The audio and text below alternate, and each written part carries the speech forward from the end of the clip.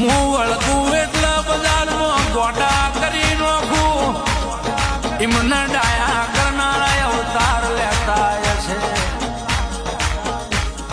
મારા રાવ જુદા છે, મારી વાતો જુદી, મારો વેણ જુદો છે.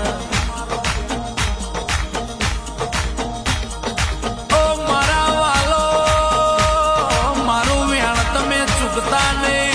હું તમને દેહમાં કોઈ દાડો ચોય ચૂકવા નહીં દઉં.